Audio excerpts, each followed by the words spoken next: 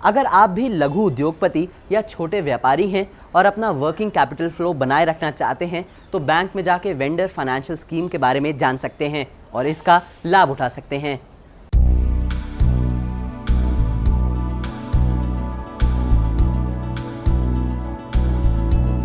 आज छोटे छोटे व्यापारियों के सामने सबसे बड़ी समस्या होती है वर्किंग कैपिटल की कमी।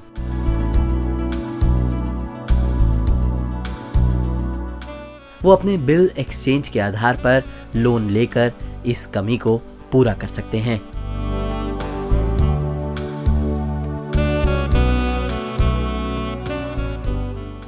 वेंडर फाइनेंसिंग एक तरीके से छोटी कंपनीज को फंडिंग मिलने का एक तरीका है। स्मॉलर कंपनी जब किसी बड़ी कंपनीज को मटेरियल सप्लाई करती है या कोई भी सर्विसेज सप्लाई करती है तो उसका एक इनवॉइस जनरेट करती है और बड़ी कंपनीज के क्रेडिट टर्म्स होते हैं कि उसका जो इनवॉइस के अगेंस्ट में 90 दिन में 120 दिन के अंदर में पेमेंट करेगा। अब स्मॉलर कंपनीज के अंदर में कैश फ्लो का हमेशा टाइटनेस रहती है। छोटी कंपनी को यदि पहला वाला बिल का यदि पैसा नहीं मिलेगा तो वो और माल नहीं बना पाएगा और आगे किसी और कंपनी को माल नहीं दे पाएगा।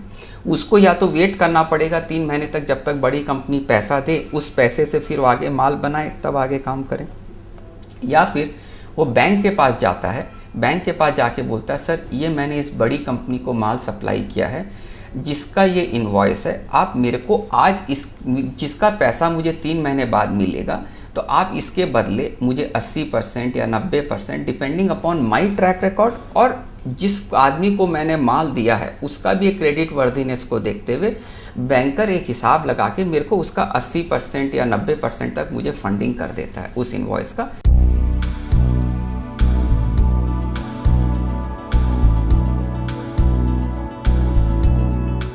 बैंक्स वेंडर्स को 11 से 12.5% की मासिक दर पर लोन देता है। अब सवाल उठता है कि इसके लिए बैंक्स के पास कैसे जाया जाए।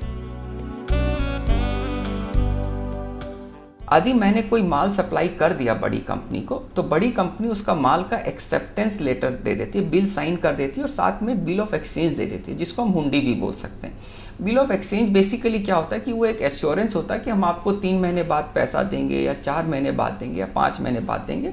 बिल ऑफ एक्सचेंज के अंदर में सारे टर्म्स वगैरह मेंशन्ड होते हैं। वो जो जिसने माल दिया है वो अपना invoice, accepted invoice plus that bill of exchange लेके वो बैंक के पास चला जाता है। बैंक वो दोनों चीज़ देख के जब एश्योर हो जाता है कि जेन्युइन बिल है और सारी चीज़ें ठीक ठाक है, अपना ड्यू डिलिजेंस करने के बाद में वो क्या करता है कि उतना पैसा उसके बैंक अकाउंट में ट्रांसफ़र कर देता है।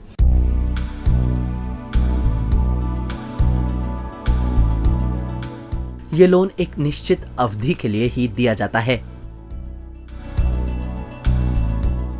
जो भी समय का बिल ऑफ एक्सचेंज है उस समय तक का ये आउटस्टैंडिंग अमाउंट रहता है, उसके बाद ये ऑटोमेटिकली लिक्विडेट हो जाता है। नहीं आ पाया तो बैंक ने जो बड़ी कंपनी की जो लिमिट देख के बड़ी कंपनी के साथ उसने पहले एग्रीमेंट किया होगा कि सर मैं आपके वेंडर को पैसा देंगे बेस्ड ऑन दिस थिंग। यदि आपका वेंडर यदि मुझे पैसा नहीं चुका पाएगा देन बड़ी कंपनी ने या तो कोलैटरल दे रखा होगा या गारंटी दे रखी होगी या कुछ ना कुछ तरीके से आश्वासन जो बैंक को दे रखा होगा, बैंक उसको इन्वोक करके वहां से अपना पैसा रियलाइज कर लेगा।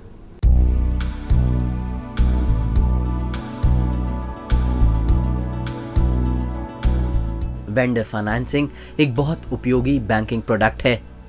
छोटे छोटे व्यापारी इसका फायदा उठाकर अपने बिजनेस को शिखर पर ले जा सकते हैं।